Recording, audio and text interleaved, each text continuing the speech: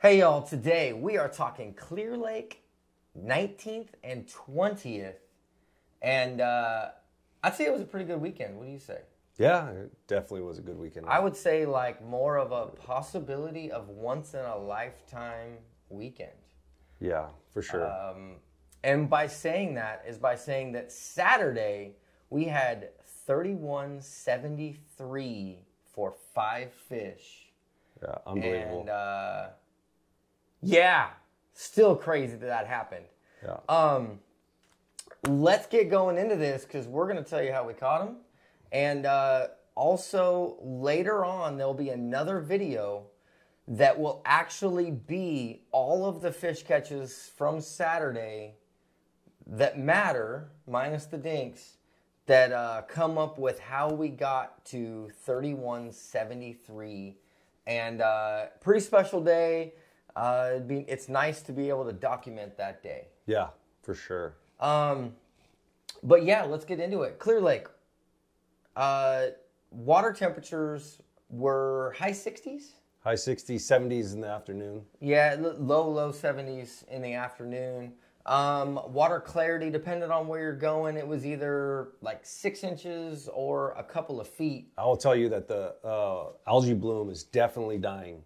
Yeah, they like normally at this time of the year, or kind of in the late summer, you can see the algae streaks in the water. Sunday afternoon, there was one bay that we saw with those streaks. For the most part, there's none of that algae stuff on the top. That stuff's all died back. So it is definitely getting to that fall time, that water temperature dropping. But enough about that. Let's get into the fishing.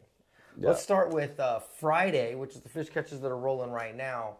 I picked up an underspin. This is a threadfin 3.8 Kitech on an Ego tungsten. And was chucking this thing around and slow rolling it through the rocks and picked up a bite. Then we moved off to down the bank a little bit, and you picked up the next fish. Yeah, I picked up what we always play with, the A-Rig, Flash Mob Junior. It was 2.8s and 3.3s on it. Throwing it deep, bringing it up a bank, a rock point, and I got smashed on it. Had all 3 hooks. Like, it ate it good enough that it had all 3 hooks in its mouth. Kind of was like excited about it and threw it a couple more times and put it down because we were pre-fishing, right? Like, we didn't want to keep going. Yeah, and then next we picked up. You picked up the next fish on that one. Yes, I picked up a jig rig, right? So a jig rig is if you guys don't know, it's just a split ring, a weight, and a hook on it. So the hook and weight swivel. You put any type of creature bait on it. This is a Gary Yamamoto's Flappin' Hog Large in Watermelon Red. And I put that on and threw it out deep and started hopping it up. And I got eaten. It got weight, set the hook, and caught a decent fish. Yeah, and then the other part of that is that we, a couple of weeks ago, went pre-fishing at Clear Lake, and we picked up a jig rig bite with a darker bait. Yeah. And we went to go check that, and actually that's kind of what clued us in a little bit of the weekend. Right. We went down that bank with that darker bait, didn't get bit at all. We turned around and went back over the same area with a watermelon red and started to get bit. Yeah. And that told us right away what color we needed to go. And then that also leads us into Saturday. To talk about it a little bit is full moon was Thursday, right? So the crawdads are going to be changing. So that might have changed why our bite changed from 2 weeks, right? Yeah. And then also Thursday had a high wind storm. Yeah. So don't know if that mattered, but yeah. Let's get into Saturday. Saturday, we absolutely had zero clue how we were going to catch any fish bigger than like 16 to 18 pound bag. Yeah, well, basically what, Friday we had 13 pounds? Yeah. Total for 5 fish. We basically were underdogs. And pre-fishing, we only had 18 pounds pre-fishing. The 2 weeks prior. The 2 weeks prior. So we just basically, we started to worry about where everybody else was going. Are they going main lake? Are they going this, that, and the other? And we decided to just say, forget it and run to what we knew. And thank goodness we did. Yeah. Because it all ended up working out in the end. We basically, our plan was burn bank and just see what happens. Yeah, burn bank flipping and adapting to the day and just seeing what happens. We basically had an area picked out that we liked and ran with it. Yeah. And Friday we eliminated a secondary area that we had. First fish of the day I picked up was this thing, this jig rig with the watermelon red. This is the Rage Bug, Strike King Rage Bug. That's pretty much what I caught most of my fish on for that Saturday. And for the most part, we're kind of just flipping Thule banks, docks, stuff like that. He picked up a 6-pounder, and then shortly after that, I catch a 5. Then we have a couple of smaller fish with that. We got like some 2s and 3s that are with that. Not very. We had only 1 3. Yeah, we had 1 3, 2 2s. Yeah. And a bunch of undersized, and the rest were all and a 4-pounder. Yeah. And the rest of that were all 5+s. So we did not have like a crazy wild bite. We did catch a lot of fish, but it was either big or smaller. There was no kind of middle size on that. Yeah. Not to get too far into Saturday, but he did catch your biggest one. Yeah. Was off of a launch ramp.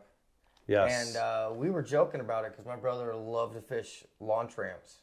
Yeah. So we were joking about we could catch one off of it. And then he sticks a 7.12 off of that launch ramp.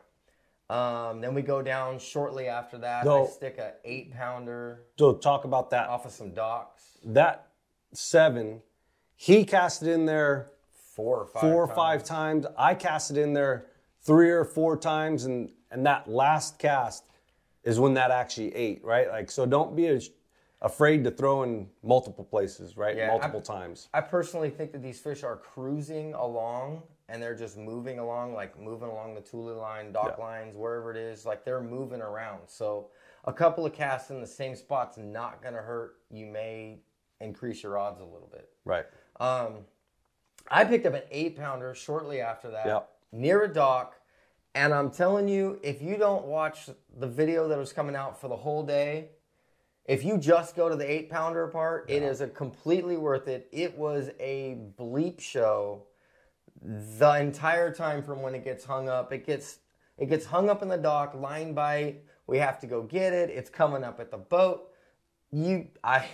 R2D2, my trolling motor, I might have hurt it a little bit. Might have took some pain. It took some hits. It's definitely worth watching just for that fish catch. Right. In the background for these fish catches, not all of Saturday's fish catches are up there. I'm going to hold those ones. The most important ones are going to get held for the next week's video because it's just that awesome of a day.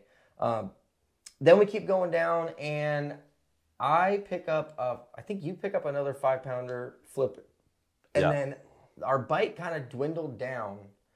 And what I was doing is I was taking this jig rig, and I was slow crawling it across the bottom where it was ticking the bottom. Yep. Kind of like a swing head kind of thing. And that tick in the bottom, and then I got sucked in one more time for another 5-pounder, which gave us 31 pounds. And we still culled on top of that one more time with another 5. In a complete different area. In a completely different area that's not like the rest of it. Right. We were basically done fishing around 11 o'clock. Somewhere in that ballpark. 11 to noonish, somewhere around there. Yeah. We kind of got our final last couple of bites and then started moving around and seeing what else we could come across. We kind of ran out of territory. Yeah, for sure. To get into that, we'll get into Sunday. Sunday we had 18-18 for 5. Weather was different. The mornings were colder, or that morning was colder. Yeah. And those fish definitely didn't move up shallow. No. They stayed down deep. For the most part, that is. Correct. I will say my part of it, which is jig rig. And then later on in the afternoon, I picked up drop shot, watermelon, or I'm sorry, just used to saying it. Morning Dawn chartreuse tail and the robo worm. And then the other thing I got bit on was Margaret MM3, Margaret Mutilator and the robo worm, again, 4.5 inch. Throwing drop shot and basically just working the shade, same kind of thing. You were a lot more active on Sunday than I was. Yes. Sunday, and you used a variety of baits. How did Sunday go for you? I went through a lot of different types of creature baits, trying to see if I could get that bigger bite, right? Like most of the Sunday we caught 3-pounders almost all day long, and then finally jumped a 4 and put it in the boat. But I was throwing, like this is a flapping hog. This is the laminate watermelon red and orange bottom. I was using that one on there. I used the Kinky Beaver from Reaction Innovations, right? Like watermelon red, California 420. I was using the same rage tail as James with the watermelon red. And then also I was using the Magnum in the rage tail in the California craw. I kind of like the bigger baits, right? Especially at Clear Lake.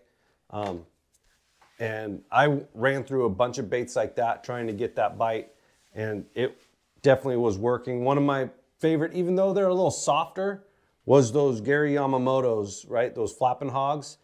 I really liked them. They're a little softer though. Like you go through more. You go through more of them. They rip out a little more.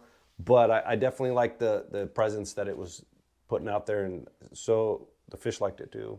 Yeah, like I have my rage bugs that I run. I only ran one whole pack, and I ripped one in half getting it out of a pack. Yeah. But I only use 1 pack a day at most, typically. The Yamamotos, you definitely go through them, but they definitely get bit too. Yeah. So for sure. It's like a regular Senko. Like you know you're gonna lose a bunch of them, but you're gonna get bit along the way, so it's all worth it. Yeah, we basically the whole time had no idea what we were doing.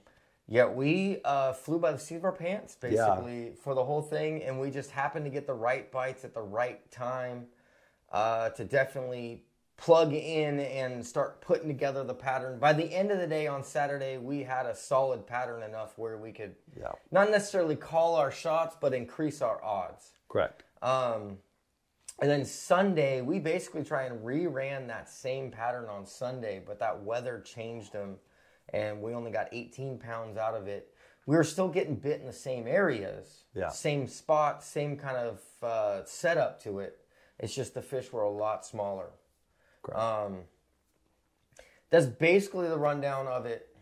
Anything we're missing on any of that? No, it was a great time. It was ridiculous. I hope it's not a once in a lifetime thing, but it might be. I really don't think I really don't think I'm that good to make that happen that consistent, right? Yeah, like that was it was a day to remember. It was definitely nice to put together a freak show bag on a tournament day. Yeah. For once on a tournament day. Yeah. Usually pre-fishing we're okay, stop catching them, let's move on. Yeah. So it's kind of nice to be able to lean into them and actually see how far you can get it to go. Right. And it just happened to work out. So no complaints about that. No complaints. Again, that video will be coming out either next Wednesday or coming out soon within the next week. There's possibly a bunch of curse words that we both may have said during all of the excitement. So I have to cut all those curse words out. Some high-fiving, some jumping. Yeah, there's definitely some hooting and hollering and celebrating that comes with that video. So, as soon as I get that edited out, I will get it uploaded. I will post it on Instagram when that video is coming out. Yeah. But you basically know the ins and outs right now. You can go flip around a jig rig. you can pick up a drop shot. Mainly what you're looking for is shade, shade, and shade. Yeah, especially when that sun's up and hot. When that sun's up and hot. Oh, that's one thing to add in. In the morning, darker baits were working, and then once that sun came out, that watermelon red turned on. Yes. So that definitely had like a little bit of a color change there in the morning. Yeah. That's enough rambling for today. Stay tuned for those pictures or for the next video. If you have any questions, ask them down below. If you have any comments, you can hit them up down below. And always hit me up on Instagram, Straight Hook Fishing. And until next time, I hope you get them.